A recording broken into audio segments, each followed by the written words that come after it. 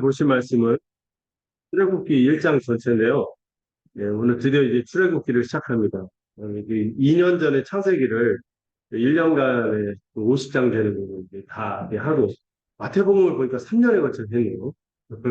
그렇게 하고 이제 드디어 다시 구약으로 돌아서 이제 출애굽기를 시작해서 저도 이 말씀 준비하셔서 참 감사하고 또 이렇게 저는 이 성경 전체에서도 이 하나님 나라가 어떻게 시작하고 본격적으로 모양을 갖추는지 보여주는 이 성경 본문이 출애굽기입니다. 사실 이 출애굽기의 배경이 창세기예요. 창세기의 그 수많은 하나님의 구원 역사를 살펴보지 않았습니까? 근데 오늘 또 이 출애굽기를 통하여 함께 이 주님의 경륜을 깨닫고 또 우리가 그 안에 있음을 확인하는 시간 되기도 바랍니다.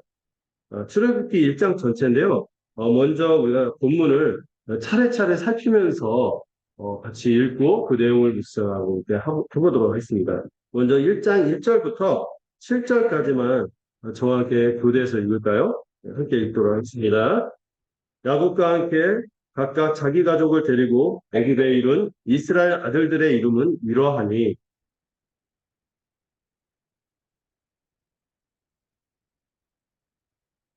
이사갈과 스불론과 베냐민과 야곱의 허리에서 나온 사람이 모두 70이요 요셉은 애굽에 있었더라.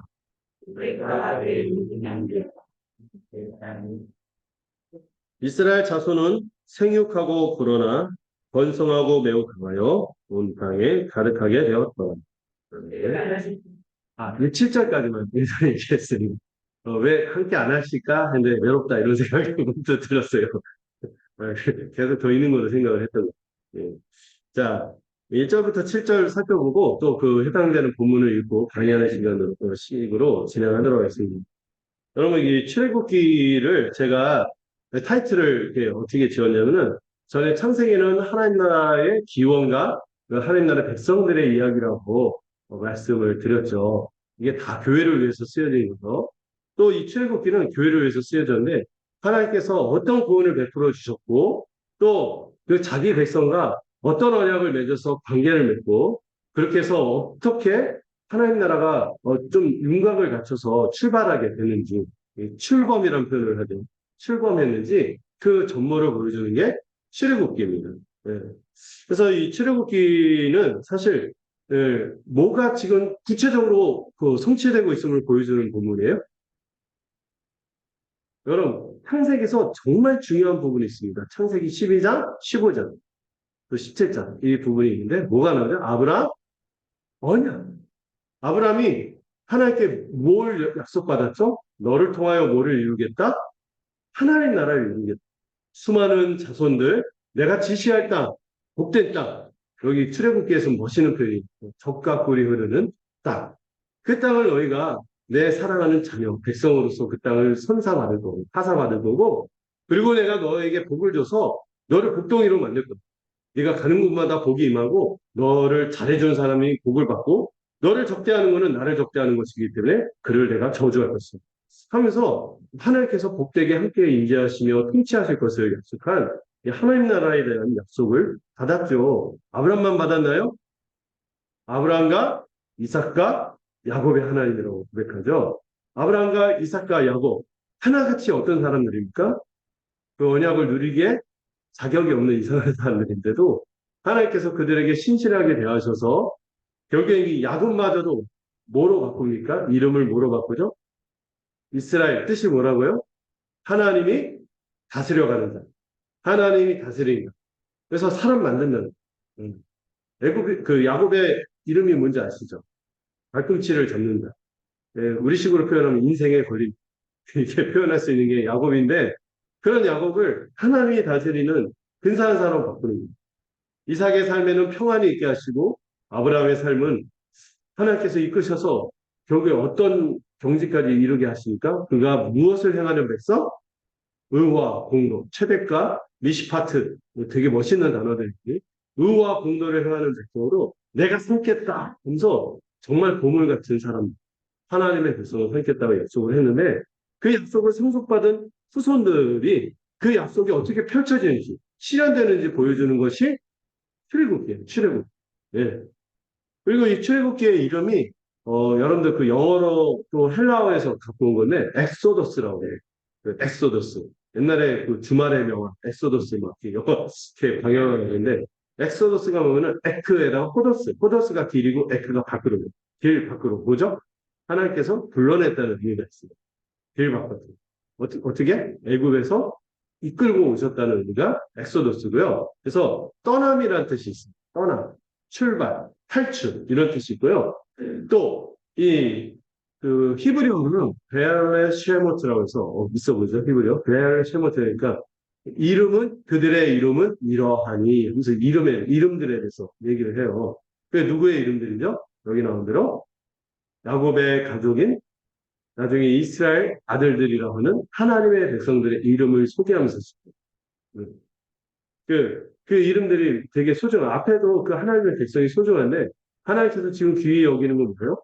하나님 나라를 이루어가는 데 있어서 이 백성들을 어떻게 보존하고 이끌어가는 거가 되게 중요해서 처음부터 그 이름을 하나하나, 사실 그 야곱의 아들들의 이름을 딱 보면은, 루벤도 그렇고, 레위도 그렇고, 시몬도 그렇고, 유다도 그렇고, 그 창세기에서 어, 그분들은 자신의 과거를 잊었지만 우리는 그분들의 과거를 알죠.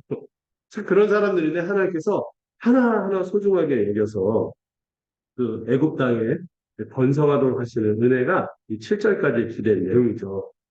자, 이 출애굽기 전체의 주제는 뭐냐면은 여호와께서 언약을 맺기 위해서 이 자기 백성을 구원하시고 또 그들에게 무엇과 무엇을 주십니까?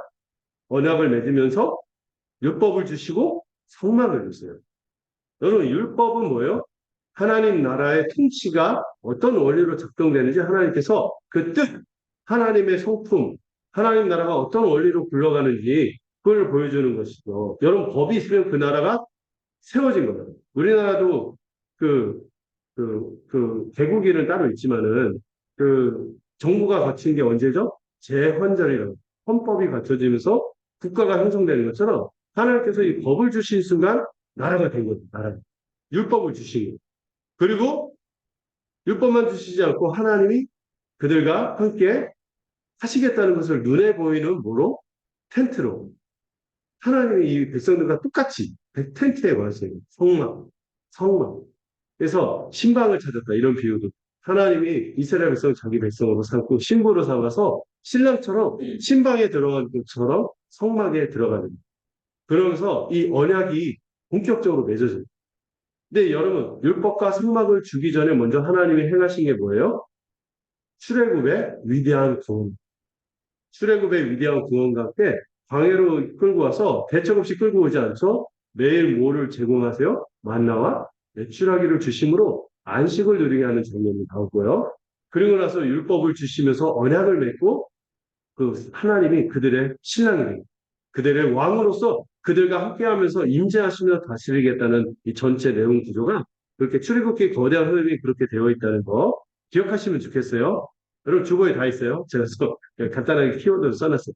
이걸 보면서 출애굽기가 이런 흐름으로 가는구나 이해하시면 되겠습니다. 그럼 여러분 그 언약의 핵심이 뭘까요? 아브라함의 언약은요. 하나님 나라를 주시겠다는. 아브라함은 하나님 나라의 최초의 백성으로 삼은. 그러면은 이 출애굽기에 받는 언약은 무슨 언약? 이게 무슨 언약? 이게 뭐죠? 모세냐? 모세. 자, 모세 언약이라고 하죠. 자, 여러분들이 빨리 안 떠오를까봐 이렇게 제스처를 취했는데, 이게 뭐죠? 뭘 셀 때 쓰는 표현이죠. 모세. 넌센스 필요가 있어요. 수학을 잘하는 사람, 모세. 맨날 쓴다고. 자, 어쨌든, 이 모세 언약이라고 하는데, 이 모세 때 본격적으로 국가가 형성이 된 거예요. 그리고 그 언약의 핵심은 아브라함 때 하나님 나라를 주겠다 였으면은 모세 언약에는 나는 너희의 하나님이 되고 이게 되게 유명한 언약 뭉뚱이거든요. 나는 너희의 하나님이 되고 너희는 내 백성이 될 것이다. 하나님이요.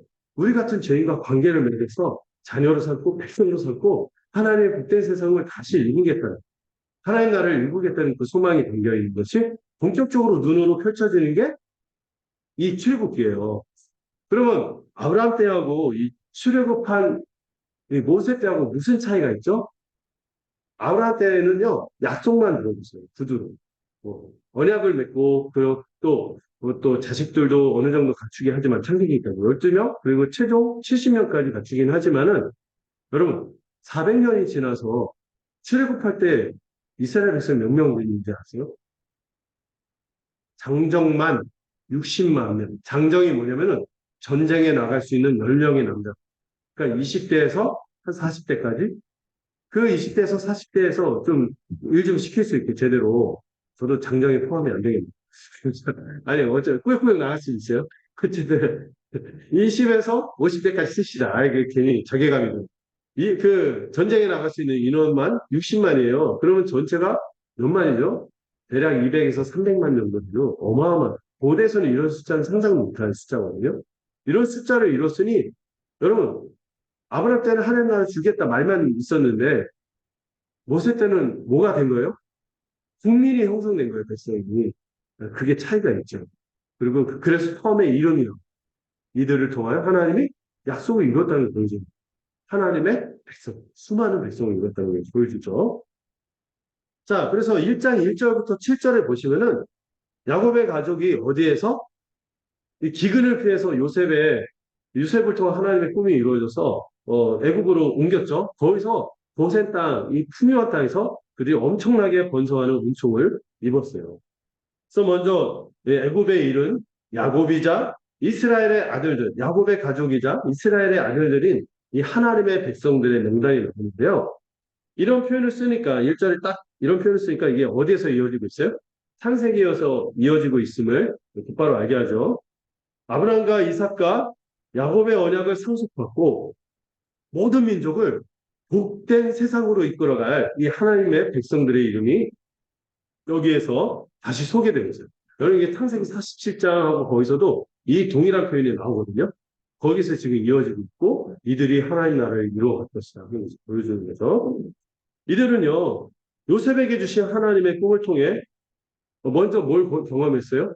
온 세상에 임할 하나님의 심판에서 하나님의 심판, 대기근, 7년의 대기근, 원래 전멸해야 돼. 그런데 요셉을 통하여 하나님의 꿈이 이루어짐을 통하여 이들이 그 대풍년을 잘 저장해서 이 대기근을 견디도록 하셨죠. 이것을 통하여 이 야곱의 가족과 주변 민족까지 구원을 받았습니다. 그리고 풍요로운 애굽에 머물게 되었습니다.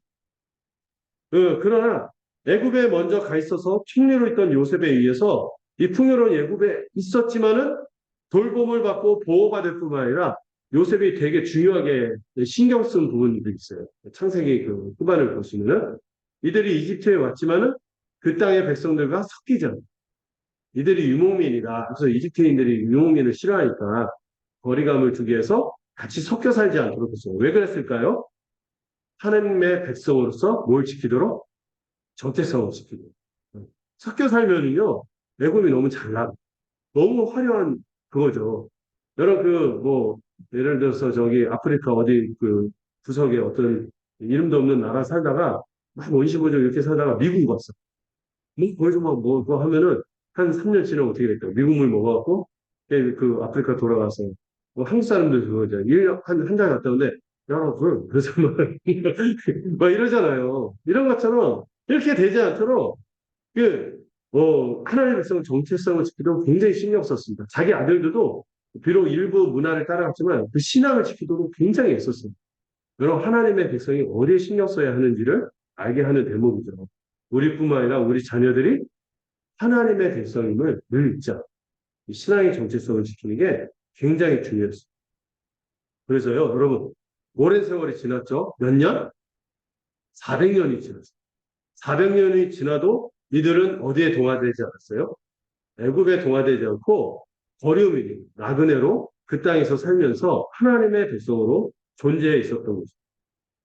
우리 민족도요. 일본 본토에 있지 않고 자기 땅에 머물면서 이들은 400년간 있었죠. 근데 우리 민족도 36년간 일본 통치를 받았는데도 지금까지도 막 창씨 개명, 막 이름도 강제로 바뀌고 말도 못 쓰게 하고 그랬잖아요. 그 영향이 남아서 막 여러분들 제가 가끔 설교 시간에 저마저도 여러분 독고다이로 살지 맙시다. 이런 표현을 쓰세요. 독고다이가 일본 말이에요. 혼자만, 혼자만 다 유사처럼 혼자만 하는 사람들 싸움꾼 이런 사람 독고다이라고. 예. 이 일본말을 막 쓰는 거예요. 은근히. 여전히 쓰는 거예요. 근데도 이 400년간 이 요셉의 그 신경 쓴 것도 있지만 누구의 은혜가 있었어요? 하나님의 은혜가 있어서 이들이 하나님의 백성으로서 정체성을 잃지 않았습니다. 그래서 이 출애굽기 1절에서 이들을 부를 때 뭐라고 불러요? 야곱의 가족이자 이스라엘의 아들. 누가 그 정체성을 지켜주신 거예요? 하나님이 지켜주신 거예요. 이, 또, 이 야곱의 가족을 또한 이스라엘의 아들이라고, 사실 야곱이나 이스라엘이랑 다른 사람인가요? 같은 사람인가요? 같은 사람인데 다른 이름을 부르는 게 또 의미가 있음을 알 수 있죠. 야곱은 아까 뭐라 했어요? 인생에 걸린 발꿈치 잡는 자. 이런 사람이었으면, 발목 잡는 사람. 이런 사람이었으면, 이 야곱의 인생이 어땠어요? 하나님의 뜻을 거스르고 늘 다른 사람에게 민폐인 인생이고. 그런데 하나님께서 그런 야곱의 가족을 어떤 사람으로 바꿔 나가신다는 것을 보여줘요. 이스라엘 아들. 하나님이 다스리는 백성으로 계속해서 붙들고 있음을 보여주는 표현이기도 합니다. 이스라엘 자체가 하나님이 다스린다는 뜻이죠. 그들은 막강하고 화려한 그 문명을 자랑하는 이 이집트, 애굽이라고 하니까 잘 감이 안 오죠? 고대 이집트 어떻습니까? 피라미드, 스핑크스, 어마어마하잖아요. 오벨리스크, 막 이런 거 보면은 지금도 불가사의한 건축물이라고 하죠. 현대 건축으로도 그렇게 짓기 힘들다고. 그만큼 막강한 문명을 자랑하는 이 애굽에 살면서도 어떤 정체성을 잃지 않았어요? 하나님의 백성, 정체성을 잃지 않았죠. 특별히 이들이 이 야곱의 12 아들들이 우러났어요. 그래서 나중에 하나님의 백성의 기초가 되는데 이 12명의 이름이 곧바로 뭐로 이어집니까? 하나님의 백성의 기초로 이루는 12 지파가 되죠. 근데 이 아들들이 애굽에 들어갈 때만 해도 그들의 자식들까지 쳐서 몇 명이었어요? 70명이었어요. 70명. 근데 여러분 그 12명, 70명도 참 의미 있는 숫자입니다. 창세기에서도 이 70이라는 숫자가 의미 있게 쓰이는데요. 12이 충만함을 가리키는 숫자라면은 70은 온전함을 가리키는 숫자. 뭔가 잘 채워졌다. 이걸 보여주는 숫자가 70은 온전함의 숫자. 왜 12가 충만한 수인지는 배우셨죠? 하늘의 숫자 3, 땅의 숫자, 동서남북 4, 3 곱하기 4에서 하늘과 땅에 가득하게 충만하게 될 때가 이런 비전이 담길 수고 70은 7 곱하기 10이에요. 둘 다 온전수죠. 그 70의 수를 통하여 하나님께서 완전하게 자기의 백성을 이루어 가심을 보여주는 거죠. 하나님은 이 선택한 자기 백성을 이 이집트라는 이방 땅에서도 잊지 않고 신실하게 언약을 지켜나가십니다. 그리고 여기 본문에 보면은 이 누가 죽었다는 기록이 나오죠? 요셉이 죽었어요. 믿음의 영웅이었던 이 요셉도 죽고 그때 요셉과 함께 위대한 하나님의 그 구원을 경험한 그 시대 사람들이 다 죽었다고 기록이 나와 있어요. 그리고 몇 년이 지났어요? 400년이 지났죠. 어쩌면 이들에게 조상에게 역사하신 이들은 이 조상에게 역사하신 하나님에 대한 기억이 어쩌면 희미해지고 있었고 신앙도 흐려져 갈 수도 있었던 그 상황이 이 400년 지난 그런 상황이었다는 것을 보여줍니다. 그러나 오늘 본문에서 그럼에도 불구하고 굉장히 많이 반복되는 표현이 7절에 나와요. 오늘 그 1장에서. 7절, 9절, 10절, 12절, 20절. 굉장히 많이 나오죠. 어떤 표현일까요? 네. 하나님은요, 그들은 하나님을 잊고 있었을지라도 하나님은 그들을 잊지 않고 언약을 지키셔서 그들로 하여금 어떻게? 언약을 신실하게 지켜서 어떻게 해요? 자기 백성이 생육하고 불어나 번성하고 매우 강하여 온 땅에 가득하게 하시고 특별히 생육하고 번성하여 강하게 한다는 표현을 곳곳에서 반복합니다. 지금 하나님 뭘 지키고 있다는 거예요? 그 주셨던 언약을 지키고 있다는 것을 보여주는 표현이고요. 여기 나오는 생육하고 불어나 번성하고 강해지고 온 땅에 충만해지라는 이 5개 동사 생육하고 불어나 번성하고 강해지고 온 땅에 가득했다. 충만했다는 것은 하나님이 언제부터 주신 약속이에요? 세상을 창조할 때. 세상을 창조할 때부터 하나님이 자기 백성에게 주신 축복이에요. 아담과 하와를 지으면서도 생육하고 번성하고 땅에 충만하라. 그리고 그 땅을 정복하고 다스려라. 이렇게 얘기했잖아요. 그 약속이 신실하게 이루어지고 있음을 보여줍니다. 특별히 첫사람 아담뿐만 아니라 노아에게 인류가 심판했을 때도 노아를 통하여 이 약속을 다시 주셨고 특별히 아브라함에게도 이 약속을 주셨고 누구에게도 이삭과 야곱을 통하여 계속해서 그 주신 은혜로운 언약이죠. 여러분 지금 이스라엘 백성이 어디 있다고요? 강력한 제국 이집트의 틈바구니에서 살고 있습니다. 이 사람들은 어떤 사람들이에요? 나중에 뒤에서 히브리라는 표현이 있는데 이 비하하는 표현입니다. 하비루 이게 하층민 또는 이방인, 나그네 이런 뜻을 갖고 있어요. 그냥 유목민, 이 이집트 사람들이 천하에 생각하는 이 유목민에 불과한 사람들이 어떻게 됐어요? 이집트의 그 위대한 제국 안에서 하나님의 특별한 섭리로 위대하고 강한 거대한 민족이 된 것입니다. 이미 하나님이 아브라함에 어떤 약속을 주셨어요? 수많은 자손을 주시겠다고 하신 게 여러분 400년이 지나서 신실하게 이루어진 것을 있어요. 볼 수 있는 거죠. 그 약속대로 이스라엘, 아브라함이 들었던 약속이 뭐였어요? 내 자손이 창세기 15장에서 들었던 게 뭐죠? 하늘의 별과 같을 것이다. 그런데 생육하고 번성하고 불어나 강해지고 온 땅에 가득하게 되는 모습을 통하여 아브라함에게 주신 말씀이 시건한 게 아니라 허언이 아니라 진짜로 이루어졌음을 보여주는 거죠. 그리고 아브라함에게 받았던 또 비유적인 말씀 있죠? 바닷가에 모래처럼 우수하게 많을 것이다 한 것처럼 이들이 그렇게 백성을 우수하게 이루게 된 것이죠. 자, 여기까지는 분위기가 좋았는데요. 8절부터 14절 한번 읽어볼까요? 8절부터 14절. 자, 이번에 잊지 않고, 이번에는 제가 짝소리 시작하니까 끝날 때도 같이 읽으시기 바랍니다. 14절입니다. 같이 읽어볼까요? 제가 먼저 읽겠습니다. 요셉을 알지 못하는 새 왕이 일어나 애국을 다스리더니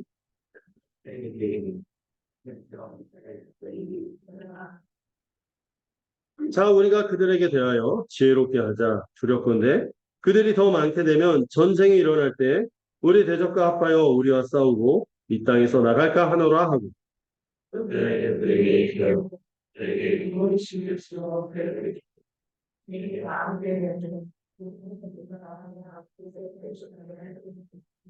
그러나 학대를 받을수록 더욱 번성하여 퍼져나가니 애굽 사람이 이스라엘 자손으로 말미암아 근심하여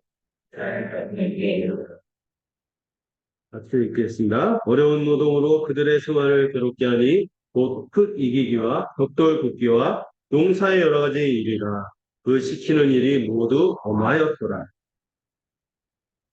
자, 그런데 어느 날 시간이 지났어요. 이들이 번성했지만 그들의 처지가 바뀌었습니다. 원래는 온 지역을 구원한 영웅의 민족에서 대우를 받다가 어느 순간 그 처지가 뭐로 바뀌었어요?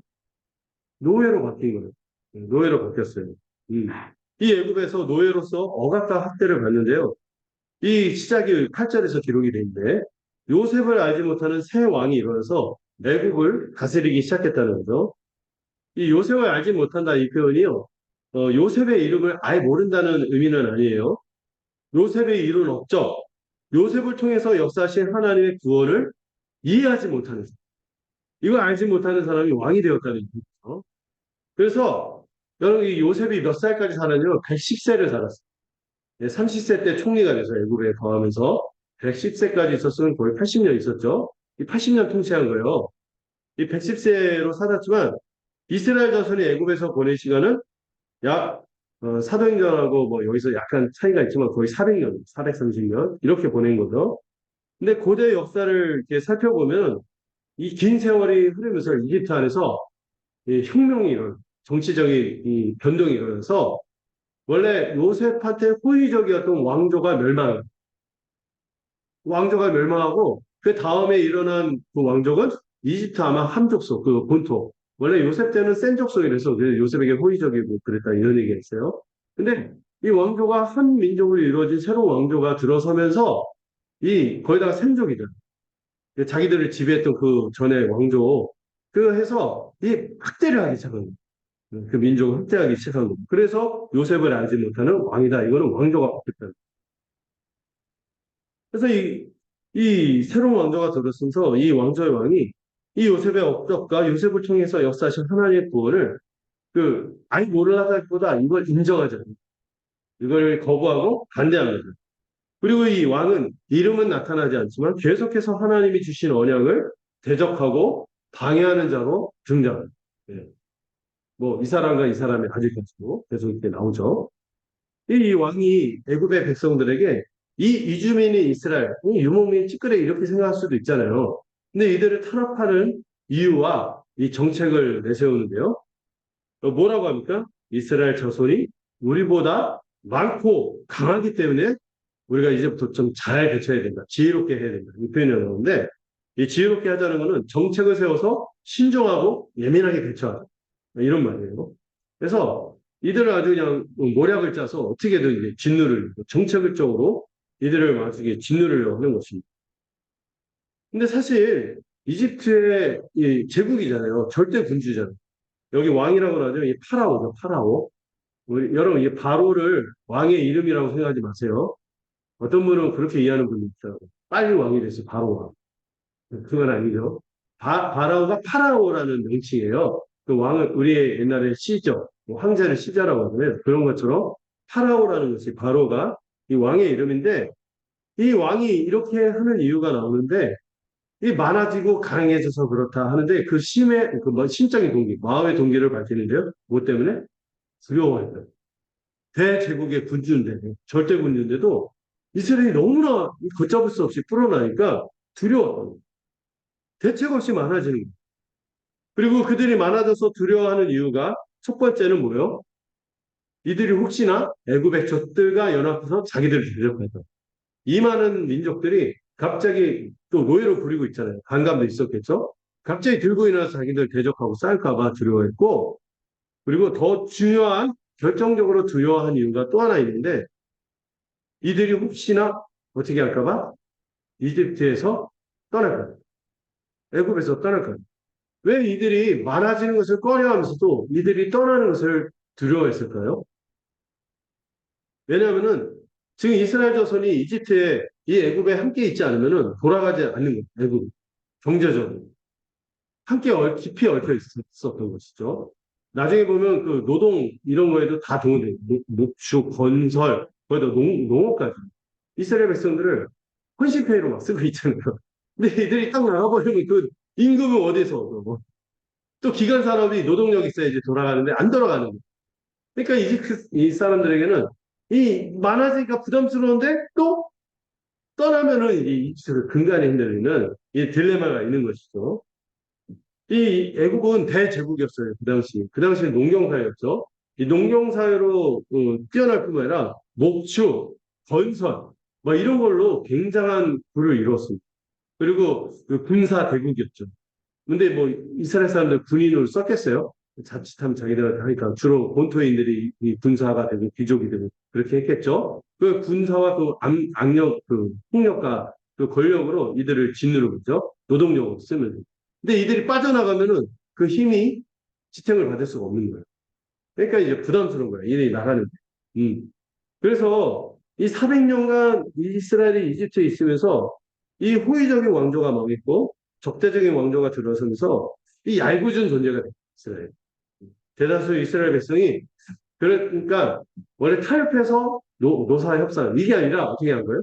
짓누르는 힘으로 노예로 짓누르고 그것 때문에 이들이 종살이를 하고 있었던 그런 상황이 된 것입니다.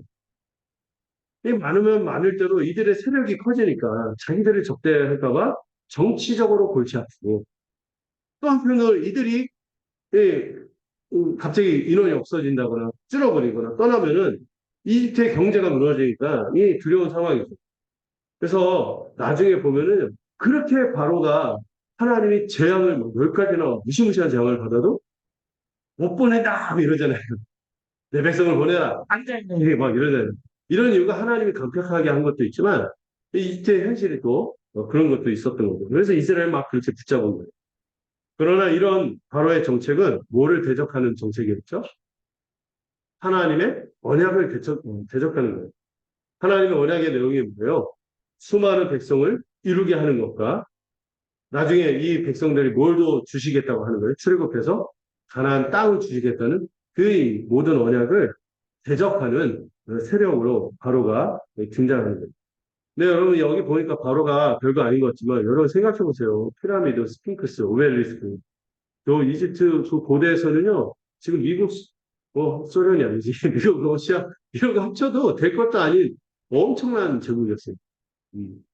그 바로가 굉장히 이제 두려워하는 모습입니다. 자, 그래서 어떻게 정책을 펼칩니까? 이제 이집트 본토인들을 감독들로 이스라엘 백성들이 세워요. 어. 여기서 감독은 일꾼들의 우두머리란 말이에요. 근데 일꾼들은 누구예요? 노동자들. 이 노예로 노동하는 사람들의 우두머리로 누구를 뒀어요? 원래는 그 본토인으로 그 자국민으로 세워서 소통도 하게 하는 거잖아요. 근데 이건 뭐예요? 소통할 수 있는 사람이 아니라 소통이 안 되는 이집트 사람을 딱 세워서 그 같은 민족이고 하면은 그 사정도 알고 좀 뭐가 좀 유두리가 있을 거 아니에요. 근데 이집트 본토인을 감독으로 세우니까 유두리가 있어요, 없어요? 없는 거예요. 그냥 무지막지하게 짓누르는 거예요, 이게. 숨도 못 쉬게. 예. 이것들은 놀게 하면은 딴 생각해. 막 이렇게 하는 거죠. 이런 상황이 된 거예요. 그래서 이 감독들이 이전보다 똑하게 노동을 시킵니다. 그리고 강제로 살던 곳에서 이주시켜서 지금 어느 도시로? 비동과 라암셋이라는 이 두 도시로 이 민족들을 살던 터전에서 떠나게 해서 강제로 이주시켜서 강제 노동을 시키는 이런 상황이 된 거죠. 여기 바로를 위한 도시로서 이 비동과 라셋 새로운 도시를 세우는데 오늘날은 와, 그 경제가 활성화되겠네. 하지만은 이건 누구에게만 좋은 얘기? 본토인들에게만 좋은 얘기지. 얘네들은 열정페이잖아요. 열정페이다. 뭐 이렇게 하니까 뭐 무료로 막 강제로 노동을 하니까 이 엄청나게 고통스러운 상황이 시작이 된 거죠. 나중에 이 비동과 라암셋이 고고학적 유물로 남을 정도로 찬란한 도시가 됩니다. 이 찬란한 문명이 세워지기까지 그 밑에 얼마나 이름 모를 숱한 희생들이 있었겠어요.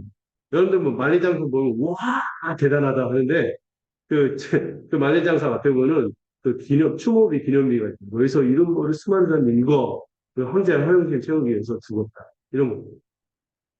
이 지금 이스라엘 백성이 그런 처지에 있는 거예요. 얼마나 고통스러웠을까요? 우리도 일제 강점기 때 지금 막 유네스코로 지정되어야 된다 하는데 우리나라에서는 얄궂은 장소가 있어요. 어디냐면 군함도. 들어보셨나요? 이 군함도 그 막 영화도 나오고 했잖아요. 거기서 얼마나 수많은 우리 이 민족들이 강제로 끌려가고 그냥 그 소리 소문 없이 벌써 죽고 청춘을 다 보내고 뭐 완전히 짓눌린 삶을 살았으니까 인권 유린되고 많이 죽었잖아요. 지금 이스라엘 이 여기에 되게 간단하게 적혔지만 여기 수많은 희생들이 있는 거예요. 이 이스라엘 사람들의 고통이 이만저만 큰 게 아니었거든요.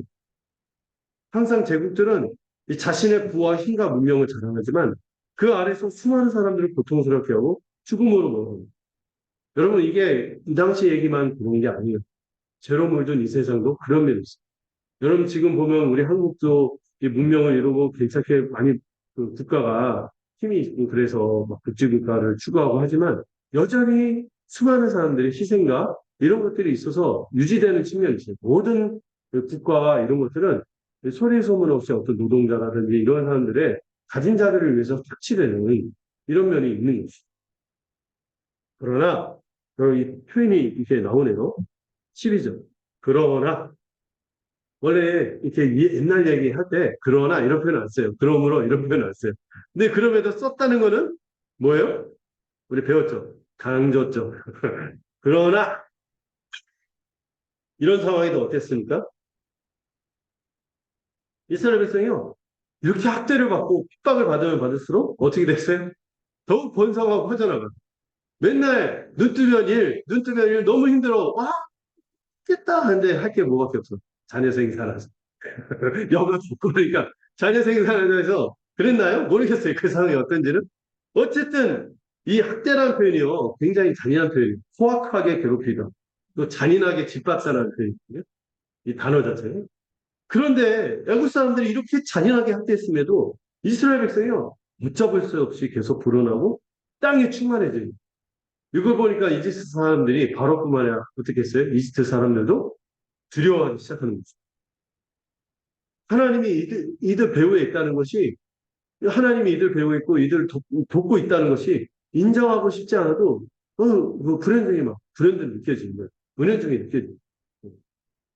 바로와 애국 사람들은 자기들이 예, 주류라고, 자기들이 권세 있는 자고, 힘 있는 자고, 이스라엘의 수를 줄이려고 확대했지만 오히려 역으로 생과 사와 화와 복은 누가 주관하시는 거예요? 하나님이 주관하시는 거예요. 여러분 세상의 권력과 여러분들이 힘들게 하는 그런 모든 세력들이 아무리 강력해 보여도 생과 사와 화와 복은 누가 주관하십니까? 하나님이 주관하시게 이런 상황에서도 그러나 때 가운데서도 이들은 번성하고 강해졌습니다. 하나님의 백성은요, 고난과 학대 속에서도 굴하지 않습니다. 여러분, 신자와 신자 아닌 사람의 이 특징이 여기 있다고 생각해요. 여러분, 고난과 여러분들을 힘들게 하는 시련이 닥쳐올 때, 여러분들은 어떤 자로 서겠습니까? 신자처럼 서요. 오히려 하나님이 생가사와 화와 복을 주관함을 믿고 우리의 일상을 견디고 힘있게 살아가는 것입니다. 하나님의 은혜와 능력으로 더욱 번성하고 퍼져나가는 것이 신자입니다. 여러분, 고난에도 흔들리지 마세요. 생가사와 화와 복을 누가 주관하시냐고요? 하나님이 주관하십니다. 이들은 힘들었지만, 그러나 이 객관적인 상황은 어땠어요? 번성하고 강해지고 있었던 것이. 주관적으로 다 힘들었을 거예요. 근데 객관적인 역사는 어떻습니까? 이들이 번성하고 강해졌다는 것이 저는 저희에게도 희망을 주는 거예요. 근데 애국 사람들이 이걸 보고 두려워해서 어떻게 해야 합니까? 원래는 지혜롭다면 어떻게 해야 돼요? 야, 이들 함부로 대하면 안 되겠다. 잘해야겠다. 이래야 되는데, 그리고 좀 물러서겠죠. 잔인하게 학대하는 거죠. 그런데, 이 악한 세상의 면모를 볼 수 있어요. 이런데도 더 어리석어져서, 더 둔해져서 더 죄를 범합니다. 더 악을 행합니다. 그래서 그들이 받을 심판 위에 심판을 쌓게 하는 겁니다. 나중에 하나님이요, 이들이 이스라엘 백성에게 했던 짓을 이자까지 쳐서 다 받아내게. 다 복수해야 돼서. 그래서 복수는 우리 것이 아니에요. 하나님 확실하게 해주세요. 시간이 좀 걸리겠지만, 여러분, 우리가 하는 게 아니고, 여기 보면 이들이 하는 짓을 하나님께서 내버려 두시지만, 장차 이자까지 받아서 확실하게 받아요. 그리고 이 악한 세상은요, 빨리, 이 사람들이 돌이키고 좋아지겠지? 안 그럴 때도 많아요. 더 악해지고 더 그럴 때가 있는. 근데 우리는 아는 거죠. 그들이 심판 위에 심판을 쌓고 있고, 이걸 버리죠. 이들이 어떻게 합니까? 지혜롭다면, 와, 하나님이 이들을 돕는구나 하고 물러서야 될 텐데, 이들에게 더욱 이스라엘 백성에게 이런 표현이 나오죠. 이를 엄하게 시켰다. 엄하게 시켰다는 표현이 이중적이에요. 더 가혹하게 시켰다는 표현도 있고, 감정적으로 미움으로 가득 해서, 악에 받쳐서, 이런 표현. 악에 받쳐서 일을 막 시키는 거예요. 어려운 노동으로 삶을 고달프게 만드는데, 그 일의 내용이 나오죠. 이들이 한 일이 흙을 이기고, 벽돌을 굽고, 농사일까지 시키는데, 하나같이 모두 엄한 준노동이라고 표현합니다. 우리 그 현대사회가 돼서 9 to 5라고 9시에 출근해서 5시에 퇴근하는데 우리 중에 안 그런 분들도 있어요. 근데 이분 고대는 어때요? 해 뜨면 일해야 되고 해 지면 끝나는 거예요. 그 시간대가 또 여기는 고대 중동이니까 해가 좀 길잖아요. 얼마나 고됐을까요? 새벽부터 나와서 일을 하는 거예요. 이 흙을 이기는 거는요, 이 벽돌의 재료를 만드는데 그냥 만드나요? 진흙투성이 들어가서 온몸이 진흙투성이 되면은 몸이 무거워져서 제가 일을 해봐서 아는데 공병이었잖아요. 공부를 시고 해서 하는데 한참 일하다 보면 막 그 군복이 막 시멘트 묻고 막 하면은 얼마나 무거워지고 이게 움직임이 바쁘고 이게 갑갑하고 숨도 못 쉬고 그리고 거기가 고대근동 사막이잖아요. 이집트가 또 그런 지역이에요. 풍요로운 지역이기도 하지만 해가 굉장히 강렬한 곳인데 하루 종일 일하면 몸이 무거워지고 또 벽돌을 굽는데 여러분 가마 같은데 벽돌을 굽는데 얼마나 뜨겁습니까? 고온의 환경에서 막 죽어나도 일하는 거예요. 여러분들 그래서 여름에 여러분들 될 수 있으면 우리 밥 밖에서 입자 이러세요. 벽돌 굽는 것처럼 해서 빵 먹고 밥을 이렇게 하고 얼마나 힘드니까. 근데 막 이렇게 벽돌을 굽는 거예요. 예, 너무 그리고 여러분 피라미드 벽돌 생각해요. 피라미드 벽돌이 어때요? 하나가 지층을 하죠. 그 벽돌 하나를 구성하는 또 작은 벽돌도 이 30cm, 15cm 되는 어제 큰 벽돌이. 이거를 하나하나 해갖고 이렇게 큰 벽돌을 만들고 하는데 이게 얼마나 사람 잡겠습니까? 고온의 환경에서. 게다가 운반까지 해야 되고. 그걸 어떻게 옮겼대요? 피라미드 그거를. 그 위로 어떻게 올렸대? 그거를 막 시킨 거예요, 지금. 여러분들 피라미드 생각해보세요. 스핑크스 이런 거. 이거를 막 그것도 막 제가 막노동 할 때 제가 많이 받았을 때가 그 공급 인력이라 7만 원, 8만 원 받았거든요. 지금은 임금이 더 올랐죠. 그런 돈이 10만 원 이렇게 하는데 이런 게 있어요? 하나도 없죠. 살기 위해서 하는 거예요. 그러다가 이런 건설 막노동뿐만 아니라 잔업으로 뭐까지 시키는 거야? 농사일까지 시키는 거. 퇴근이 없어, 퇴근이. 이 나일강에서 물을 해갖고 그 도시까지 막 나르고 그 밭일을 해야 되는 거예요. 멀리 강에서 물을 길어서 밭에 대고 갖가지 일을 시키는 거예요. 여러분 농사일 자체도 고되는 거예요. 건설일을 하고 잔업으로 농사일까지 시키는 거예요. 얼마나 이 사람 잡는 일입니까? 말 그대로 수당 없는 야근이 이어졌겠죠. 여러분 야근 수당을 여러분들 기쁘게 하잖아요. 수당 없는 야근. 얼마나 빡칩니까? 그런 상황이 계속 되는 거예요. 이게 원래 하나님께서 에덴에서 허락하신 일이 이랬는가? 에덴에서 허락하신 그 노동, 그 우리가 일하는 그 사명으로서 값진 것입니다. 의미 있고 가치 있고 결과도 풍성해. 환경도 좋아. 그런데 이 세상의 노동이 얼마나 왜곡되었는지 이 이집트의 삶이 보여준 이 세상 죄악된 삶이 어떤지를 보여주는 거죠. 이 노동의 과정도 고되고요. 환경도 과학하고 결과물도 아무것도 주어지지. 허무하게 주어. 가시와 엉겅퀴만 이것을 보여주는 것이 이집트의 삶이라는 것을 보여주는 것입니다.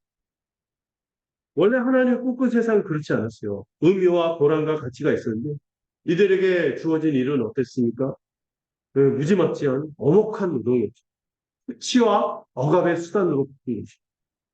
하나님이 없는 세상이 그렇다는 것을 보여주는 거죠. 여러분, 원래 에덴에서는 일만 아니라 뭐도 있었어요? 안식이 있었죠. 안식. 근데 이 사람들은 출애굽하기 전까지 뭐가 없었어요? 여러분, 우리 7일에 한 번 쉬는 거 누구 덕분이에요? 하나님 덕분이에요. 고대 역사에 뭐가 뭐 있었어요? 쉬는 날? 없었어요. 7일에 한 번 쉬는 게 누가 만든 거예요? 하나님이 이스라엘 백성에게 허락한 안식일에서 생기는 그거 생기기 전까지 이들은 매일 뭐 여러분 지금 뭐 중 5일째, 4일째 막 이런 얘기 나오고 하잖아요. 근데 고대는 그런 거 있어요? 없어요. 눈 뜨면 그냥 일하다가 그냥 인생이 그냥 끄는 사그라지는 쉼과 누림도 없이 끝없는 오목한 이 호tuk한 노동으로 유린당하는 게 이 죄 아래 있는 인생의 모습이죠. 이 애굽제국의 삶은 이 제약된 세상에 이 그림을 보여주는 그런 모습입니다. 그래서 여러분 이 구원을 말할 때 출애굽했다라는 표현이 굉장히 우리의 구원을 이해하는 표현이고 우리가 죄인이었던 삶이 어떻게 하나님 그땐 그 구원의 삶으로 나오고 이 출애굽이 그걸 강력하게 돼. 자, 15절에서 22절 함께 살펴보도록 하겠습니다. 15절, 22절. 제가 먼저 읽게요. 애고방이 히브리 산파 시프라라 하는 사람과 구하라 하는 사람에게 말하되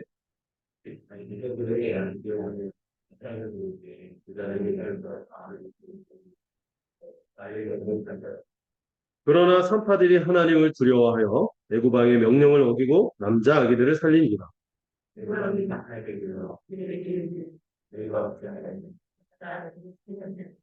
산파가 바로에게 대답하되 히브리 여인은 애굽 여인과 같지 아니하고 권장하여 산파가 그들에게 이르기도 전에 해산하였더이다 하미래.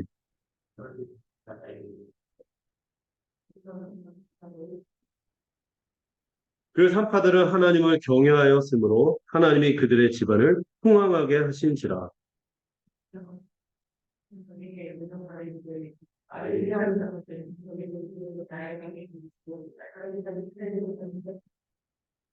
네. 자, 여기 보면 이제 하나님이 이런 무지막지한 바로와 이집트의 학대에도 이스라엘에게 은혜를 베푸시는 장면이 있는데요. 여기 누가 등장합니까? 히브리 산파? 산파가 뭔지 알죠? 그, 뭐라고 하죠? 조산어? 우리 식으로.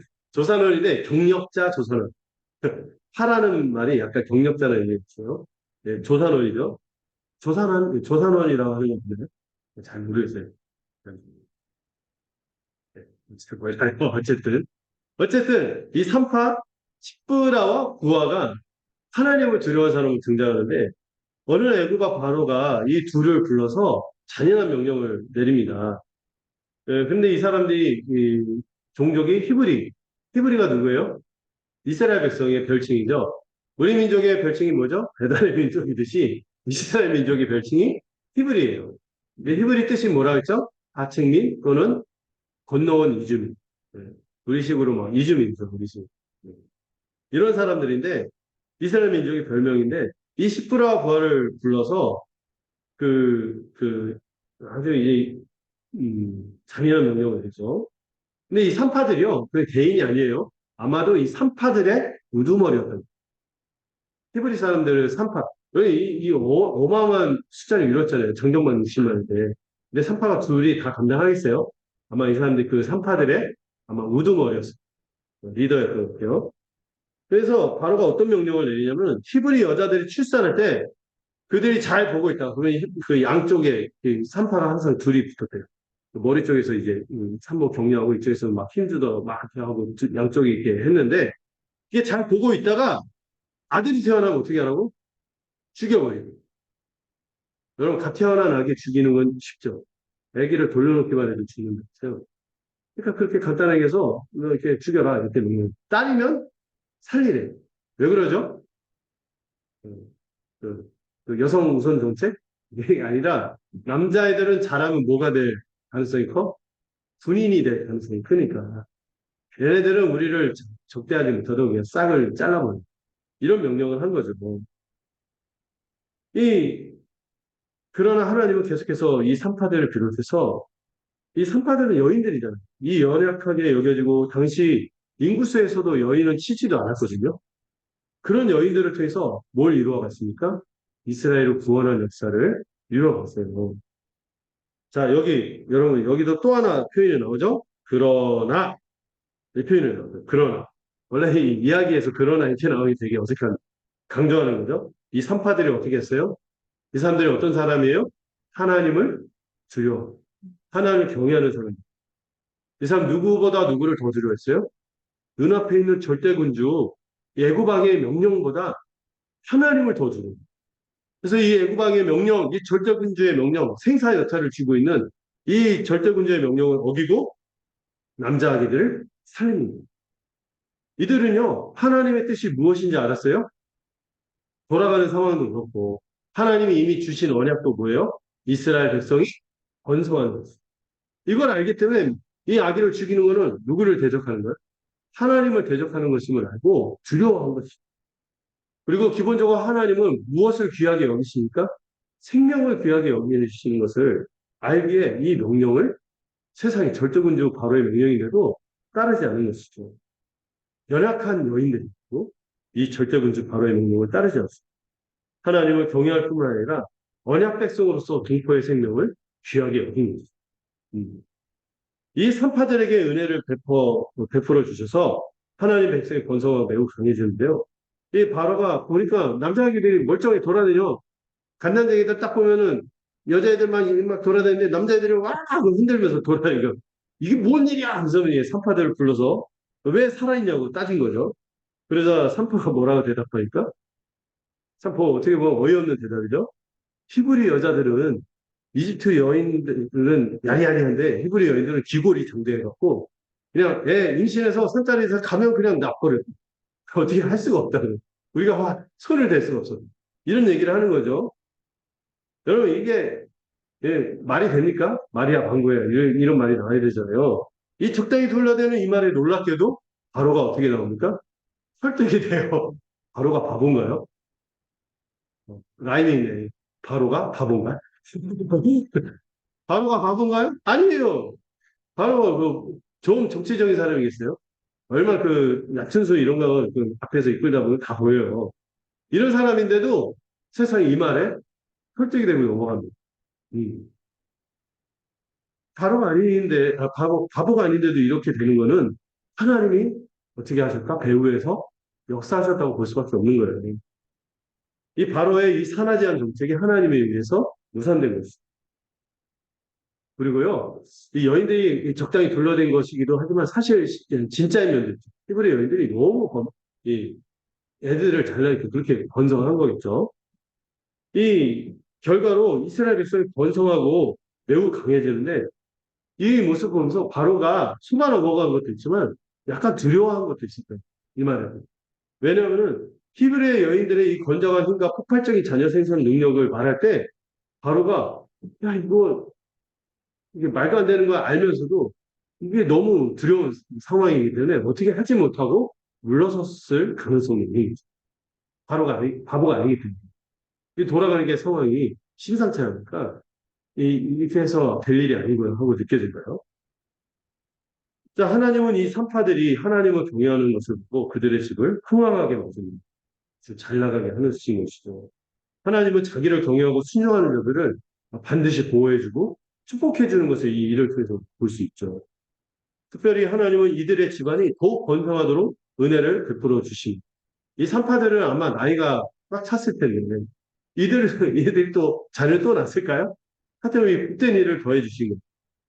하나님을 경외하고 여러분 이 교훈이 있네요. 하나님을 경외하는 사람, 특별히 다른 지체들의 생명을 또 그들의 복지를 귀하게 여기는 사람은 여러분 믿으세요? 하나님을 반드시 복해 주실 것입니다. 여러분 우리가 하나님을 경외할 뿐만 아니라 우리가 서로의 생명과 복지를 위해서 서로를 귀히 여기고 한몸되기 위해서 애쓴다면 하나님 그 공동체에 또 그 개인을 축복하시겠어요? 안 하시겠어요? 축복하시겠죠. 우리가 그렇게 살아야 돼요. 여러분도 그러시길 바랍니다. 자, 이 본문의 마지막 구절 이게 보시면은 다시 어두워집니다. 상당히 어둡습니다. 바로가 모든 백성을 통해서 영아 살해를 지시하는 끔찍한 장면으로 이 본문이 끝나고 있죠. 바로가요, 일단은 물러섰다가 이제는 한 걸음 더 나가서 이제는 히브리 산파들이 아니라 모든 사람, 모든 이집트 본토인들에게 명령을 하는데 이스라엘 백성들에게 아들이 태어나면 눈에 띄는 대로 어떻게 하라고? 아기가 태어나면은 아기 상태이든지 애가 남자애로 돌아다니든지 눈에 띄면 어떻게 하라고? 붙들어가고 날강에 집어던져서 일사시키는 거. 이게 얼마나 참혹한 이야기입니까? 예. 그리고 딸이면 살려줘. 왜 아들이면 죽이고 딸이면 살려야 하는지 설명해야죠. 아들은 군인이 돼서 대적할 수 있으니까. 이렇게 하는데, 그리고 아이러니한 게, 여러분, 나일강이 그들이 어떤 이름을 불렀는지 아세요? 생명의 강이라고 불렀던 그들의 생명을 유지하게 하는 풍요를 가져다 주는 생명의 강, 풍요의 강인데, 지금 바로에 의해서 그 강이 어떤 강으로 바뀌고 있어요? 수금의 강으로 바뀌는 거죠. 음. 이 바로는 칼로 죽이라고 할 수 있는데 굳이 물에 던져 죽이라는 명령을 합니다. 그리고 나중에 나일이 첫 재앙이 뭐죠? 나일강이 피로 바뀌어요. 하나님 이걸 기억하신다는 의미도 있습니다. 그 나일강을 다스리는 신이 이집트의 주신인데 하나님 그 신을 심판했다는 뜻도 있는 거죠. 그들의 그 피로 물든 게 어떻게 보면 이집트의 죄악을 고발하는 그런 의미도 있는 거죠. 음. 이 물에 던져 죽이라는 명령을 내렸고 이 죽음의 세력이 장악한 이 세상이 아무리 나일강을 막 생명의 강으로 꾸민다 할지라도 그 자신들의 부의 원천을 삼고 한다 해도 실제로는 그 강이 어떤 강이다? 죽음의 강인 것을 보여주기도 하는 것이죠. 풍자하는 면이 있어요. 그리고 애굽의 이스라엘 백성 점점 더 잔인하게 학대하는데 강제 거주했다가 비동과 남색으로 강제 거주시켰죠. 강제 노동을 시켰죠. 무자비하게 학대했죠. 영아 살해를 시도했다가 이제는 전방위적인 남아 살해 정책을 공식화해서 펼치고 있는 거죠. 그러나 여러분 이렇게 어둡게 끝나지만 하나님은 이 상황을 잊지 않습니다. 하나님은 반드시 자기 백성을 위해서 신원, 원통을 풀어주시는 분이십니다. 백성을 위해 복수의 심판을 행하시죠. 이스라엘을 착취해서 얻은 이 문명을 무엇으로 거덜내십니까? 나중에 10가지 재앙으로 거덜내세요. 그래서 이 바로가 강력한데 신하들의 애걸복걸하면서 왕이시여 모르십니까? 우리가 이제 완전히 망했습니다. 이런 표현이에요. 완전히 망하게 만듭니다. 하나님 잊지 않으십니다. 그리고 여러분 이스라엘 아마 남자아이들 태어나자마자 나일강이 던져져 죽이는 이 잔인한 행위에 대해서 하나님 어떻게 복수하십니까? 애굽의 모든 장자를 다 죽여버립니다. 그리고 나중에는 어디까지? 홍해를 건너갔을 때 이집트의 모든 군대가 죽이가 또 따라갔잖아요. 그들을 모두 수장시켜버립니다. 하나님은 하나도 잊지 않습니다. 자기 백성을 대적하는 것들을 저주하시게 그 축복하면 축복하고 저주하면 저주하니까 이걸 그대로 이루십니다. 22절에서 어둡게 끝나는 거죠. 그러나 우리는 아는 거죠. 하나님께서 이를 잊지 않고 반드시 떨쳐 일어나서 용사로서 우리를 위해서 싸우시는 분임을 이 본문은 보여주고 있는 거죠. 이 바로 아들이면 죽이고 딸이면 살리라고 그 두 번이나 그 표현이 예, 그 표현을 쓰죠. 근데 이 표현이 이게 주는 아이러니가 있어요. 여러분 딸이면 살리라고 했잖아요. 딸이 뭘 할 수 있겠어 했는데 이 본문에서 이 다음 본문까지 이어지는 데 있어서 이 하나님의 구원 역사를 이루는데 주되게 사용되는 분들이 누구예요? 다 여인들이에요. 십부라와 부어 생각지도 않은 2뿔 2, 3파 십부라와 부어. 그 다음에 이 2장에서 누가 탄생하죠? 모세가 태어나는데 누구와 누구의 기지로? 모세의 어머니 요게벳의 기지와 이 미리암의 기지로 심지어 누구까지도? 바로의 딸까지도 이 구원 역사에 사용이 되는 것이죠. 바로는 딸이면 살리나 걔들이 뭐 하겠냐 하는데 그들이 결정적인 역할을 합니다. 그냥 아들이면 죽이라 했죠. 결국에는 이 아들 중에서 죽이라고 했지만 못 죽이고 그들 중에서 구원자 누가 나옵니까? 구원자의 중보자로서 모세가 이 바로의 계획이 다 무산되는 것을 보여주고 있습니다. 세상 군주가 아무리 절대 군주가 강해 보여도 이 하나님의 계획하심을 막을 수가 없는 것입니다. 심지어 누구의 딸까지도 이 바로의 딸까지도 그분의 구원 계획에 사용하는 이런 모습이 나타나는. 그리고 여러분 여기서 주는 또 결정적인 메시지가 있는데 여러분 이 절대 군주 바로의 이름 그들의 아들들의 이름 나옵니까 안 나옵니까? 안 나오지만은 이 구원 역사에 동참한 아무것도 아니라고 했던 그 딸들 십부라, 부하, 요게벳, 미랴 이 사람들의 이름은 어떻게 했습니까? 바로의 이름은 무명으로 났지만 역사 속에서 이들의 이름은 유명하게 되어서 우리에게도 전해주고 교훈을 주고 본받게 하는 것입니다. 하나님은 이렇게 일하시는 분임을 보여주는 것입니다. 얼마나 영광스럽습니까? 여러분 어디 편에 서겠습니까? 이름을 남겨야겠죠. 근데 이게 우리끼리 막 인정받자 이게 아니죠.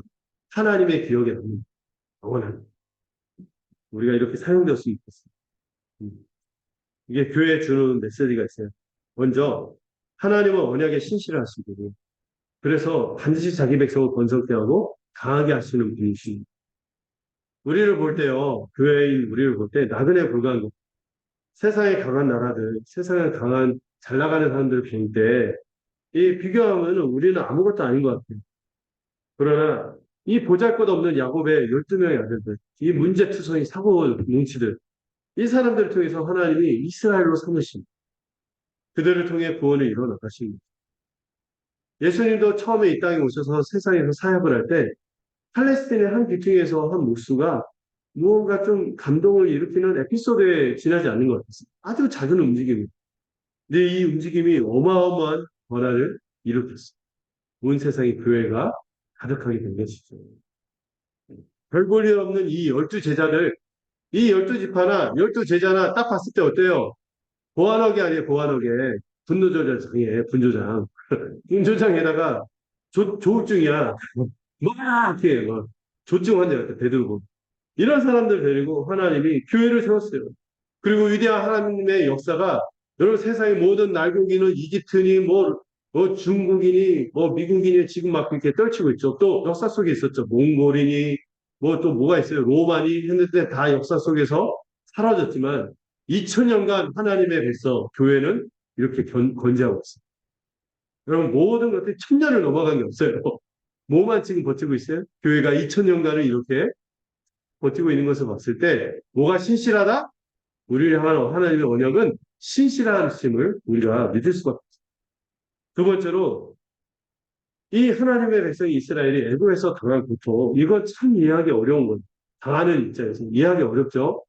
여러분들도 내가 고난을 겪어도 불굴의 신앙으로 하지만 막상 닥치면 정신 못 차립니다. 힘들어요. 이해 못하는 거예요. 고통은 약간 느끼는 건 다 주관적이거든요. 우리가 볼 때 아예 적어가지고 하는데 그 당하는 입장에서는 힘들어요. 그런데 하나님은 이들의 고통에 대해서 이미 창세기 15장에서 이미 미리 말씀해 주셨습니다. 대비하셨습니다. 아브라함에게 언약을 맺을 때 언약만 맺은 게 아니라 내 자손이 400년 뒤에 어떻게 될 거다? 종살이를 하고 있을 것이다. 이걸 미리 말씀해 주셨습니다. 아브라함이 이 말씀을 때 이해 못했지만 아브라함에게 받은 언약을 그리고 나중에 이스라엘 백성들이 들었을 때 어떻게 했을까요? 자기들의 고난이 의미 없이, 재수 없이 일어난 게 아니라 하나님의 거대한 구원 경륜을 이뤄가는 과정 속에서 일어난 잠깐이구나, 잠깐의 고통이었구나 하는 것을 이해하게 되는 것이죠. 예. 자기들이 당하는 고통, 여러분들 지금 당하는 고통 있죠? 하나님의 위대한 구원 역사를 이루는 그 드라마에서 잠깐 일어나는 에피소드라고 여러분들이 이해하시고 그렇게 해석하세요. 그러면 견딜 수 있습니다. 여러분, 예수님도요, 우리를 위해서 고난을 받으셨잖아요. 이 언약의 저주를 받으실 때, 겟세마네에서 할 수 있으면 이 잔을 내게서 옮겨주세요. 이렇게 부르짖을 정도 그 고난이 감당하기 힘들었고, 그리고 십자가에서 무엇까지 외치셨습니까? 왜 저를 버리셨습니까? 어찌 왜 저를 버리셨습니까? 이렇게 외칠 정도로 이 고통에 대해서 막상 당하셨을 때 울부짖으셨지만, 뭐는 놓지 않았어요? 하나님의 뜻을 시해하는 것은 놓지 않았어요. 끝까지 순종하셨습니다. 우리도 그러해야 하는 것이죠. 우리가 지금 당하는 여러분들의 사연들 있잖아요. 고난들 있지만은 이걸 볼 때 우리가 지금 당하고 있을 때 이해가 안 되는 거예요. 이스라엘 백성들도 이 고한 고통을 당하면서 이해할 수 없었을 거예요. 그러나 우리는 믿는 거예요. 하나님의 언약이 있고 우리는 기대하는 거예요. 결국에 하나님이 이기실 거예요. 승리하시고 우리 모든 것을 아름답게 만들어 가실 거예요. 로마서에 그 표현이 있지 않습니까? 현재 받는 고난은 장차받을 영광과 좋게 비교할 수 없도다. 이렇다도록 우리의 고난을 이겨나가시겠습니다. 마지막으로 하나님이 쓰시는 사람들이 누구인가 우리 생각해 보는 거. 대단한 영웅들인가요? 선제들인가요? 수단가들인가요? 어떤 보면 수단이 좋은 사람들 있죠. 머리는 좋은 것 같진 않은데 수단이 좋은 사람들 있죠. 요령이 참 좋고 이런 사람들을 하나님 쓰시나요? 여러분 하나님 어떤 분들 썼어요? 이 가장 어두울 때 가장 주목받지 못하고 무시받던 여인들을 쓰시기도 하는 거죠. 생각하지도 못했던 여인들이 하나님의 위대한 구원 역사에 쓰임받는. 여러분 예수님의 족보에 나오는 여인들의 명단을 보면요 하나같이 민망한 사건들이 떠오르는 여인들이에요. 그런 여인들을 하나님은 부족하지만 소박한 믿음으로 하나님께 나아가는 이들, 다말 같은 이들, 룻 같은 이들, 라합 같은 이들, 이 다 그들의 신분이나 이들의 상황을 보면 정말 민망하고 부끄러운 사람들인데도 그런 사람들을 하나님이 위대한 구원자가 나오는 통로로 쓰셨습니다. 다만 소박한 믿음으로 하나님께 나가는 이들을 쓰신 거죠. 하나님은 은혜가 되도록 자격 있고 능력 있는 사람들을 쓰시는 게 아니에요. 우리의 자질과 주어진 은사 때문에 하나님이 쓰시는 게 아니에요. 여러분들 우리가 교회에서 봉사하는 것도 그렇죠. 내가 이걸 잘하니까 이걸 하는 거지. 이게 아닌 거예요. 하나님이 자격 없음에도 우리에게 그 일을 충성되의 지체들을 위해서 담당해라 했을 때 우리는 아멘으로 소박하게 믿음으로 믿고 어떤 일을 맡든지 감당하는 것입니다. 우리도 교회를 섬길 때 그렇게 하는 거예요. 다만 하나님을 어떻게 하는 거죠? 십부라와 고아처럼 두려워하는 것입니다. 하나님을 경외하는 무언가. 아까 얘기했죠. 지체들의 생명과 복지를 귀하게 여기고 헌신하는 것입니다. 우리도 이 교회를 섬길 때 십부라와 고아의 마음으로 섬길 수 있으면 좋겠습니다. 내 은사와 자질 때문에 우리가 사용되는 것이 아니라 그저 우리가 쓰임받는 그 자체를 감사한 우리가 되었으면 좋겠습니다. 그런 이들에게 하나님은 어떻게 하십니까? 넘치도록 축복하시고 번성하시는 은혜가 있을 줄을 믿습니다. 여러분 모두가 그 일을 누리시기를 바라요. 네, 네, 이를 놓고 함께 기도하도록 하겠습니다. 하나님 아버지, 오늘 이 말씀을 통하여 하나님께서 반드시 언약을 신실하게 이루시는 분임을 깨닫습니다. 우리가 세상의 관점으로 볼 때는 아무것도 아닌 자요, 몇 명 되지도 않고 이렇게 한 그 지역에서 이렇게 모여 있는 것 같지만 하나님께서 우리를 하나님의 백성으로 삼으시고 위대한 하나님 나라의 일원으로 삼았다는 것을 기억하며 하루하루를 힘있게 살아가고 우리의 가치, 우리의 정체성이 어떤 것인지 헤아려보며 감사하며 살아갈 수 있는 우리 모두가 되도록 축복하여 주시옵소서. 우리는 교회입니다. 하나님이 소중히 여기시고 보물로 여기시는 존재임을 깨닫고 우리의 인생에 가치 있다는 것을 깨닫고 감사할 수 있는 우리 모두가 되도록 축복하여 주시옵소서. 때로 우리가 당하는 고난이 이해하기 어려울 때가 많습니다. 감당하기 어렵고 숨도 쉬지 못할 정도로 우리를 압박하는 것처럼 다가올 때가 많습니다. 그러나 하나님께서 이 모든 것이 하나님의 아름다운 계획을 이루는 과정 가운데 잠시 쓰여지는 것임을 우리가 믿게 하시고 이를 통해 해석하게 하시고 견디며 저 환난은 인내를 연다는 소망을 갖게 한다는 이 말씀을 붙잡고 또 장차 얻을 영광이 지금 받는 고난과 비교할 때 좋게 비교할 수 없음을 알고 우리 모두가 인내로서 열매 맺는 자들이 되도록 축복하여 주시옵소서. 또 우리가 하나님께 의미 있게 쓰임 받는 자들이 되기를 원합니다. 우리 하나하나 생각할 때 자격이 없고 은사가 있다 할지라도 하나님이 주신 것이면 우리는 단지 쓰여질 때 그저 감사하고 하나님을 경외하고 지체들을 귀히 여기는 마음으로 섬기는 하나님의 백성임을 깨닫게 하여 주시옵소서. 우리하여 우리 교회가 하나님 보시기에 시프라와 부와 같은 또 이름 먹으려고 이렇게 알 수도 없이 이렇게 지나가겠지만 하나님의 기억 속에 영원히 새겨져서 무명한 듯하지만 유명한 자로 사용받는 이런 귀한 자들임을 깨닫고 주님 앞에 아름답게 헌신하는 우리 모두가 되도록 축복하여 주시옵소서. 모든 것을 주님께 의탁하고 예수 그리스도의 이름으로 기도드렸습니다. 우리 함께 찬송가 336장 함께 찬양하도록 하겠습니다.